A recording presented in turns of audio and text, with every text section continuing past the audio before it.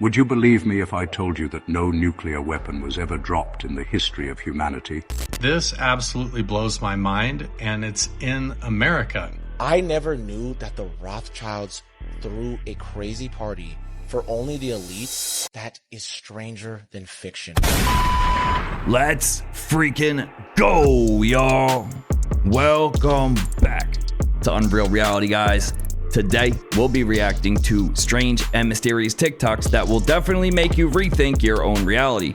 If anyone's new out there, please consider hitting that like and subscribe button so this video gets recommended to others. And with that out of the way, let's jump right into it. We are living on a giant motherboard, and ancient structures were built as circuit boards to harness the Earth's natural energy to power civilization. And it was neither humans nor aliens that came up with this. Oh, we deep in these weeds today, Custa. Why does this 13th century cathedral have the exact same pattern on its floor as this circuit board? We're not even talking kinda similar. This is a one-to-one perfect match. And this isn't just any circuit board, but one for a specific device called a Schumann resonator. A small, low-frequency electronic device designed to generate electromagnetic radiation tuned to approximately 7.83 hertz, the exact frequency that the Earth's atmosphere vibrates at, called the Schumann resonances, or the heartbeat of the Earth. Frequencies that are said to be able to harness energy. Free, natural energy from the ether that these resonator devices attempt to mimic. This floor is from the Chartres Cathedral in France, built in 1220 AD. The Schumann resonances weren't discovered until the 1960s, and its related circuit board much later, yet somehow their patterns are literally identical, which could, in theory, imply that old structures like these may have been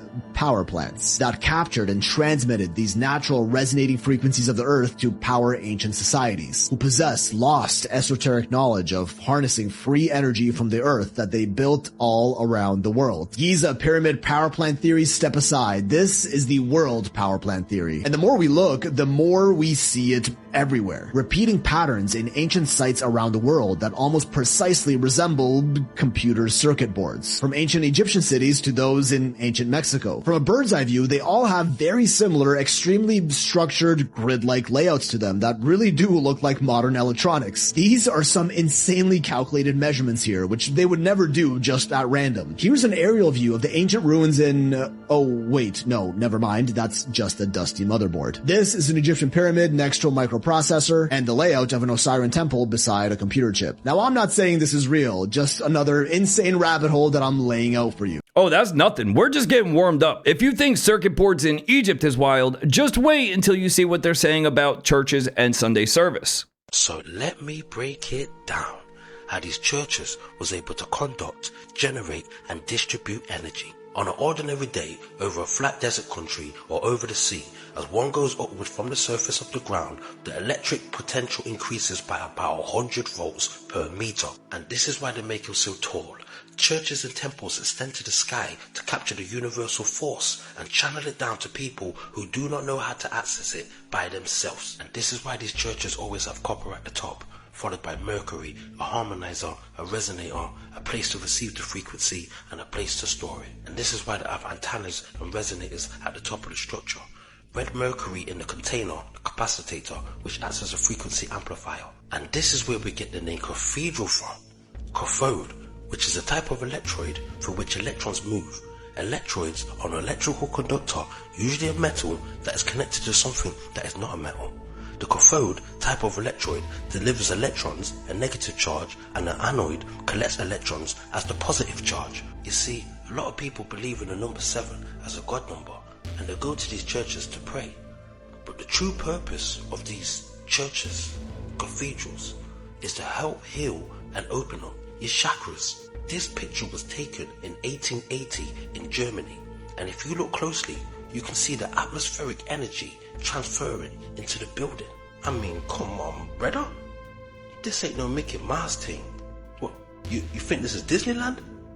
This is not a game. Do you really think that they was building these structures and these temples for fun?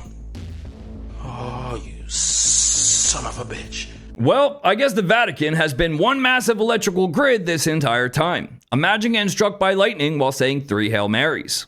Nobody knew that these were there until 2012 when the LiDAR results came out. Holy shit. There are mound fields that are a mile. This particular mound field is a mile long. It's a 10 by 10 mound field, and these mounds are enormous. They're like 30 feet across.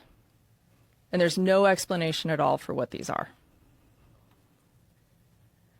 And they didn't even know they existed. They didn't even know they existed. So what they discovered in Cambodia completely shocked the world. So you can see Angkor Wat in this photo is right in the middle of that giant moat. There were huge mound fields all around Angkor Wat inside this moat and outside of Angkor Wat. And then if you go south of it, you can see these giant spiral embankments. If you just zoom out a tiny bit, Jamie, do you see those spirals in the bottom left side of the screen? Mm-hmm. Those are, from one side to the other, they're a mile long. Yeah, so these are the geometric features at Angkor Wat. And these are hidden from the naked eye? Yes. Yes. Back to the circuit patterns. What do you think? Was this real engineering, or are we just forcing patterns and connecting dots that aren't really there? This absolutely blows my mind, and it's in America. So when people think of monumental ancient architecture, they usually think of the pyramids of Egypt. Massive structures built by organized civilizations capable of coordinating enormous amounts of labor and resources. But what most people don't realize is that North America has its own ancient monument that rivals the pyramids in scale and engineering. Wow. This is Monk's Mound, and it's located in the ancient city of Cahokia near present-day St. Louis. And Monk's Mound is the largest prehistoric earthwork ever built in the Americas, rising nearly 100 feet above the surrounding landscape and covering roughly 14 acres at its base. It occupies more ground area than the Great Pyramids in Giza. Wow. Unlike the pyramids of Egypt, which were built from stone blocks, Monk's Mound was constructed entirely by hand using millions of basket loads of earth and clay. And they did all this without horses, without metal tools, or any of the modern equipment that you would think would be required. It was built between 900 and 1200 AD, and the mound required an extraordinary level of planning, organization, and labor. There was no horses, no wheeled carts, no metal tools, just human effort on a massive scale. At its peak, the city of Cahokia may have been home to between 10 to 20,000 people, making it one of the largest urban centers north of Mexico. Did he just compare a grassy hill in St. Louis to the pyramids of Giza? Imagine building one of the biggest spectacles in America just so you can dunk on another country. Beneath the surface of the earth, there are entire cities built thousands of years ago, and the question nobody can answer, what were they hiding from? Derinkuyu, an underground city discovered in Turkey in 1963, 18 floors deep, stretching 280 feet beneath the ground. It had ventilation shafts, wells, wineries, churches, schools, stables. It could house 20,000 people indefinitely, and it was completely self-sufficient. This was not a shelter. This was a civilization that chose to live underground. Here is where it gets interesting. Derinkuyu is not alone. Over 200 underground cities have been discovered in the Cappadocia region alone, all connected by tunnels stretching for miles. And the doors, massive stone wheels, were designed to be locked only from the inside. They weren't hiding from invaders. They were hiding from something above ground entirely. But here's where it gets darker. The deepest levels of Derinkuyu have never been fully excavated. Archaeologists stopped at floor 18, but geological surveys suggest the city continues far deeper. Whatever is down there, someone decided it should stay buried. Access to the lower levels was quietly sealed off and never explained. Millions of people built entire civilizations underground. The doors lock from the inside, and the deepest levels are sealed. Whatever drove humanity beneath the earth, they made sure we would never find out. Follow for more. Imagine digging 18 stories into solid rock just to avoid a hostile army. But what if it wasn't soldiers? What if it was something else entirely? What if dinosaurs never existed and were created to cover up the existence of dragons? It sounds impossible, but according to one theory, people didn't always use the word dinosaur. In fact, the term dinosaur wasn't introduced until the 1840s. Before that, many ancient cultures simply called these creatures dragons. And that's where the mystery begins. The Bible mentions dragons dozens of times. Ancient Babylon carved dragons into the Ishtar Gate.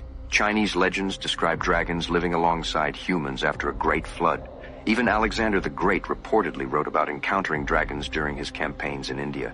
Supporters of the theory ask a simple question. If dragons never existed, Why did so many civilizations, separated by thousands of miles and hundreds of years, all describe remarkably similar creatures? Mainstream historians say dragons are mythical creatures inspired by fossils, folklore, and imagination. But supporters believe something very different, that history didn't rename dinosaurs, it renamed dragons. So the question is, did ancient civilizations invent the story of dragons? Or did modern history simply give them a different name? Every ancient culture left detailed records behind of these giant-scaled beasts. So, were dinosaurs real, or did dragons just get a rebrand?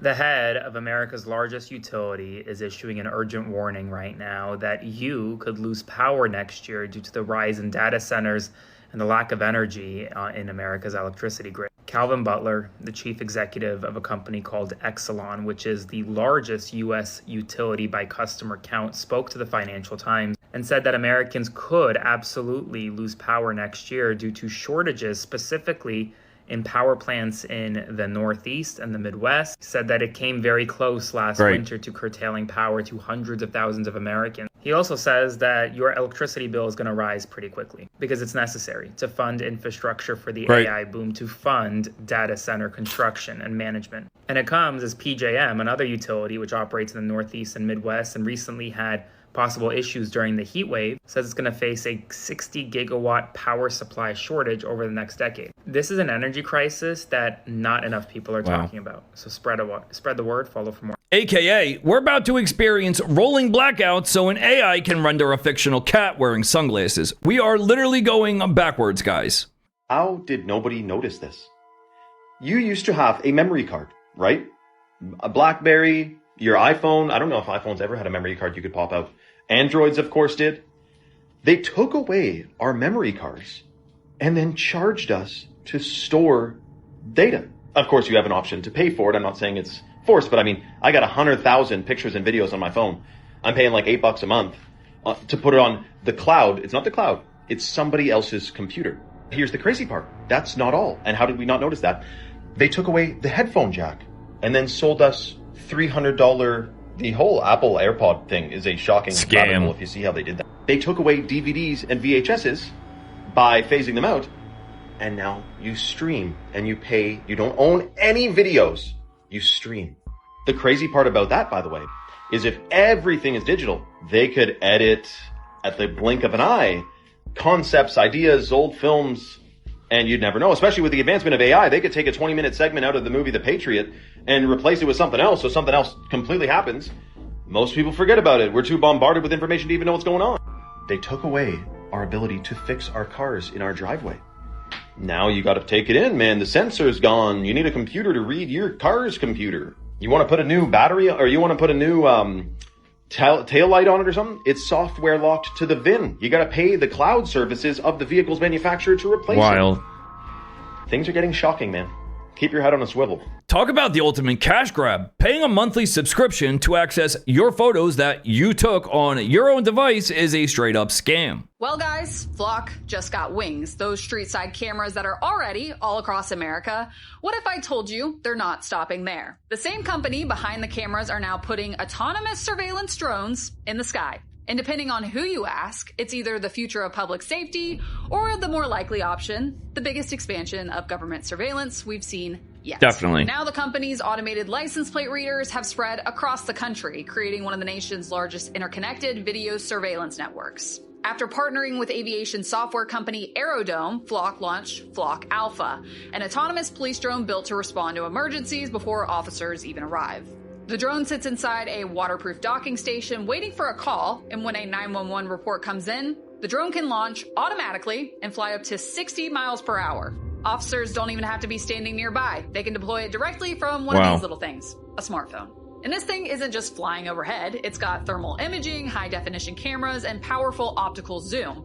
And while according to Flock, it can even read a vehicle's license plate from 2,000 feet away. That's not terrifying at all. Yikes. It's a complete police state upgrade brought to you by private tech. Dystopia is officially being delivered to your front door at 60 miles per hour. What is the meaning behind all these strange bruises under the eyes of billionaires and politicians and celebrities? And why is this something the public isn't supposed to know. 2012, Robert Downey Jr. There was no official explanation for his bruise. That same year, he received an unprecedented $50 million salary for his role in the Avengers. For comparison, he was only paid $500,000 for his previous role as Iron Man. Wow. Elon Musk, a bruise appeared in May 2025. The official excuse, he was just playing with his kids. At the time, Tesla and SpaceX were struggling. Suddenly, that same year, he received a massive $1 trillion transfer. George W. Bush, January 2002. The official story, he fell off a couch. A year after the invasion of Iraq, the Bush family began pulling in massive profits from oil companies operating there. As you can see, almost all these people experience a massive career boost or receive huge sums of money right after appearing with a dark eye. There is one mandatory condition. The bruise must be shown publicly. This secret society is called the Black Eye Club. Never mind secret handshakes. The ultimate elite club membership card is just a bruised face and total silence. Speaking of secret societies, I never knew that the Rothschilds threw a crazy party for only the elites. That is stranger than fiction. Listen. I cannot make this up. What do you mean? In 1972, the Rothschilds decided to throw this party, and it was called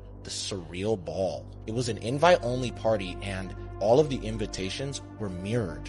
So all of the guests were forced to have to look into a mirror to be able to decipher what's on the card. Oh, wow. Also, the way that they made the lighting in the building and even outside, they wanted it to look as if the building was engulfed in flames. The lighting, the way it looks, bro, it looks like the building is on fire. Looks also, cool. All of the decorations for the tables and stuff like that were furry plates. Plates that were covered in fur. What the hell? And then, instead of giving them silverware, it was a dead fish. Instead of like a fork and knife? Yeah. Really? And on top of that, they would literally serve your food on top of the body of a mannequin on a bed of roses. The costumes. Weird. One of the Rothschilds, her name was Marie Rothschild. Weird. She pulled up to this party wearing a giant deer's head over hers, and then she added these real diamonds to personify tears. Wow. This one really big actress at the time that was invited to the party, she was wearing a big like hat thing that was like over her head, and it was a bird's cage with real birds in it. Really? Yeah. Dude, I could keep going how crazy and fantastical all these people dressed up, and it's like some of them were like demonic, bro. It was insane. Weird. Some of them almost look like still lives. That's crazy though. There's got to be a reason why it's so secret, and the reason why they dressed up in all these disguises and stuff. They must have been in there doing some real like Diddy type stuff. Yeah, you know what I'm saying, bro? Some real freaky stuff. I'm talking, I think even beyond Diddy, because I'm saying if these guys are the elite, the devil's in the room next door. Yeah, like, they're eating like babies Epstein and them gotta get the portal to get to, bro. Dude, they're already on the other side of the portal. Yeah. forget fancy galas. This right here is exactly what happens when infinite money meets pure unhinged boredom. At what point do they actually launch an investigation into this? I never really gave this guy much attention, but after looking at this video, I mean, just take a look at this. That's Palm Beach Pete. Hold on. Jeffrey. Palm Beach Pete! To make things even more suspicious, I want to show you a clip that he posted, Wow. but first you need to take a look at this. This is actually a video of Jeffrey Epstein's home, and this is released by the Department of Justice. There is girls in the video that are redacted, but just take a look at the kitchen. Obviously, you can take a look at Jeffrey Epstein himself and what he looks like. Extremely similar to this Palm Beach Pete guy. So then he posts a video in front of his kitchen, which is the same exact layout as Jeffrey Epstein, and it says a Netflix documentary about Eating the pizza. parties. Then this guy takes a bite of pizza. Like, this guy is just laughing in front of our faces, or this is the truth in plain sight. First, I thought there was just absolutely no way that any of this was connected, but for someone to make a name of looking exactly like this guy, and then biting into pizzas, and then somehow genuinely responding to the name Jeffrey, like, something's gotta give here. Jeffrey. So, did the internet actually catch a ghost, or is this just a man leading into a character making a shit ton of easy free money? You be the judge. Let's talk about Tom Hanks. Tom Hanks has had a weird Instagram for a very long time. Things like this where he's finding children's shoes. Here he just happened to find a child's pacifier in Central Park. Here's another one where he posts a child's shoe on a couch. Like, if you were putting out your couch to sell or give away, would you just leave a child's shoe there? No. Like, what are the possibilities that he's placing these items there? Here's another creepy IG post I found of him promoting somebody's song, but look at that cover. That's clearly a child in distress. Hello? Even more weird, this song largely has been removed from the internet, which was also eerie. And again, look at that picture. A child in distress wearing a mask. Weird. But the weirdest of all Tom Hanks' posts happened in 2019. Here it is. Here you see the caption. There's a random glove on the ground. He talks about Route 66. So I want you guys to keep that in mind. And around 2019, but even before then, there was an actor named Isaac Cappy. I'm going to say his name one time to avoid this video getting flagged. But nonetheless, he was talking about the sickness that's going through Hollywood that we all know about, and he was accusing some very famous people, including Thomas Hanks. By the way, notice the date, April 4th, 2019. So tell me, what are the chances that just one short month later, in May of 2019, this actor who I mentioned before would jump to his you-know-what in Arizona? Mind you, this guy has said in multiple videos throughout the internet, which it's kind of hard to find his videos anymore, that he was in no danger of you-know-whatting himself. So 1 month later, he did that in Arizona. Look at this, guys. I-40 in Arizona, where this took place, largely follows the route of the historic U.S. Route 66. So we have this actor accusing Tom Hanks of these things, right? We have no statement from Tom Hanks and his camp about it, nothing of the sort. All we have is a social media post 1 month before that guy jumps to his you-know-what on the same route of Tom Hanks talking about Route 66 and this word here.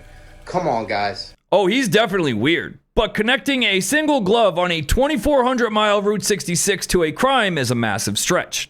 Do you know how much the first iPhone was, or the first Apple computer was sold for? How much? $666.66. First Apple computer. You got to think like, that's weird. What is the Apple on your phone? It's the Apple that Adam and Eve, they're making a prelude to this. It was the defiance of God, bro. It's not a good thing. It was literally when Eve said, I want knowledge over your order, God. That's what the Apple on your phone is. That's what that is. And Siri, like people don't even know, Siri backwards is Iris. When you heard Siri, did you not think that's a weird name? But unfortunately, because of all this stuff that's around us, we are numb to recognizing these patterns. But they do stuff, they name things forward and backwards all the time. It's like a common thing of the occult to like deceive you and blind you. But Iris is the messenger of the gods, the first one to deliver the message from the gods, which are the demons, by the way. The fallen angels are the gods, to you. You're the littles, they're the bigs. The medium, she's the first medium, is a witch. What is a medium? It's a witch, right? The medium is the go-between, the bigs and the littles. You're the little, they're the demons, are the bigs, because they were giants. They were the Nephilim. Yikes. This guy really thinks asking Siri for the weather is some type of gateway to a dark underworld.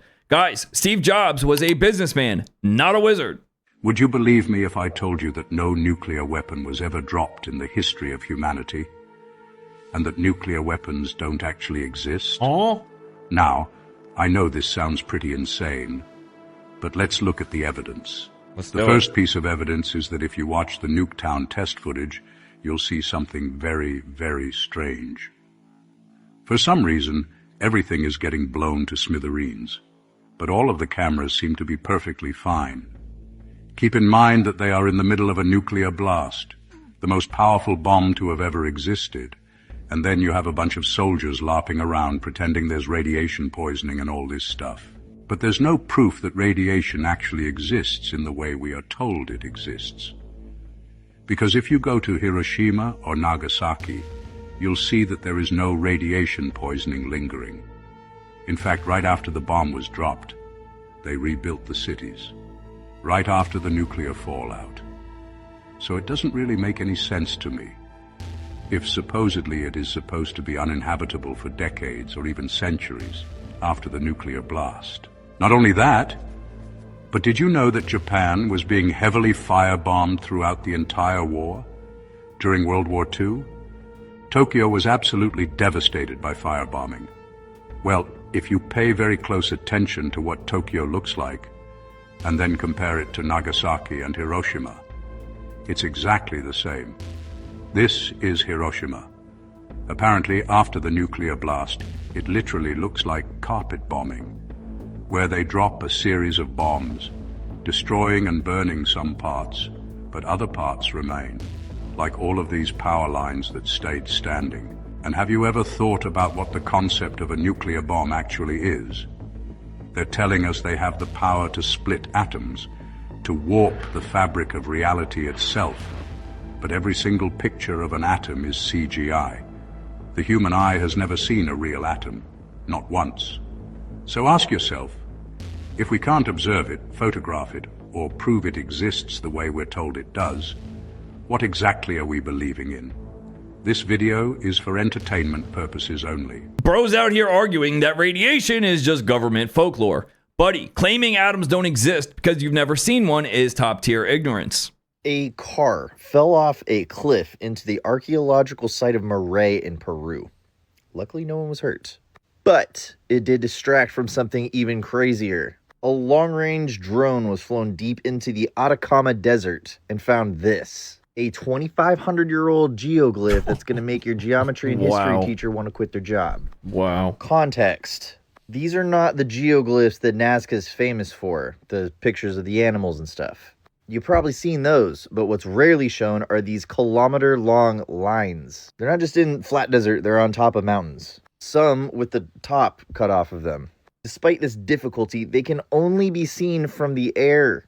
There's not just a few, there's thousands in inhospitable desert, and we keep finding more. Crazy. The method to create them is pretty straightforward. Scrape away the oxidized layer of desert, reveal the white vanilla texture underneath. Construction's not the problem, geometry is. We usually see the cool animals and the spirals that give off a little more primitive vibe. That fits the timeline and the culture. These don't. Why are we practicing advanced geometry in a remote part of an arid desert only visible from the sky? And you know what? I could have lived with most of these questions until I saw this guy. To the untrained eye, it is a cool looking combination of shapes, but that is not what it is. It is 6 different geometric patterns that cannot be created without using the other patterns as a reference. That's called a geometric construction. The ancient world called this sacred geometry. It was sacred because it could be observed at any scale of the universe, which is why it was incorporated in temples from ancient Greece to ancient India, which is where things get weird. Kalachakra is an advanced philosophical, spiritual framework from ancient India. Mandala can be constructed using this glyph from 10,000 miles away. If we go a little north, the Pyramid of Teotihuacan can also be constructed with the glyph. Since it's a harmonic shape, you can also make it using the patterns that sound creates as it travels through water. All of that, insane. If you don't know the other mysteries, like how they could bend rocks, probably by using their 30% larger cranial capacity, which we only know because they mummified their people just like in ancient Egypt. Also revered blue eyes like the entire ancient world did for some reason. They even built a bunch of pyramids too, like in Corral. Look, we know they were super, super smart, but none of this fits. I think it's pretty safe to say we have no idea what was going on here. They weren't drawing pictures. They were dropping blueprint coordinates for the entire planet. Imagine mapping out global sacred geometry without a single satellite in orbit. Hidden in Argentina, there's a nearly perfect circle floating on water. This place is known as the Eye. From above, it looks impossible. A circular island surrounded by a narrow ring of water. But what made people notice wasn't its shape. It was the movement. The island slowly rotates, while staying almost perfectly formed. For years, theories exploded online. Hidden technology, unknown forces. Something unexplained, but researchers suggest something more natural. The floating mass may slowly turn as water flows around it, while erosion smooths its edges into that unusual shape. No secret machines, no lost civilization. Just a rare landscape that looks almost unreal. And maybe that's the strangest part of all. Nature made something that doesn't look natural. Listen, guys, nature doesn't cut geometry this clean. That's not erosion. That's an underground entrance rotating on an axis. I'm beginning to think that Black Mirror was a documentary from the future.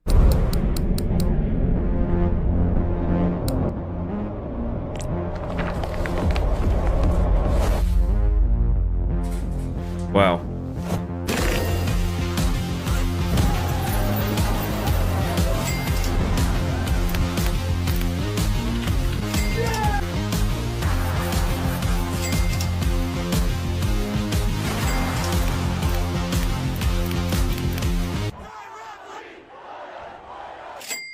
What could go wrong this time? Within hours of launch, there was already a bounty offering $24,000 to locate and film the family of a murder victim. There was a $690,000 bounty to kill yourself with proof. Who gets the money? You're dead. This man in India got paid $10,000 to tattoo $ bounty work on his forehead. The problem is, he spelled it wrong. Pump Fun says, pay anyone to do anything. That's exactly the problem. Every moral boundary gets assigned a dollar value. That's a bug, not a feature. Civilization works because there are certain things you should not be able to outsource to the highest bidder. The internet spent 20 years monetizing our attention, and now it's trying to monetize desperation. The second you create a platform where people can pay strangers to do anything, you know what's going to happen. The first use case isn't going to be, help me organize my spreadsheet. It's going to be, embarrass yourself for money and or hurt somebody or yourself in the process. They knew that. People posting the bounties aren't the product. The people completing the bounties are the product. And who is most likely to complete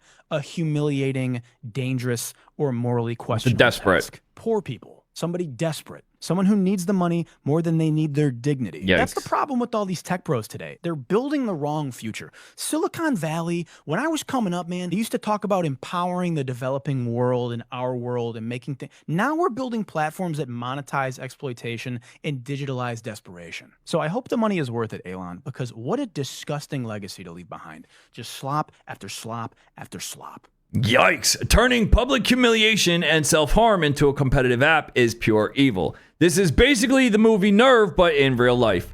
What could possibly go wrong? That's all I got for this one. Leave us a comment. Let us know your thoughts. Smash that like and subscribe button. Fam, we are on the road to 200,000 subscribers this year. Go sub. The members group is open. Come join, and we'll see y'all in the next one. Peace.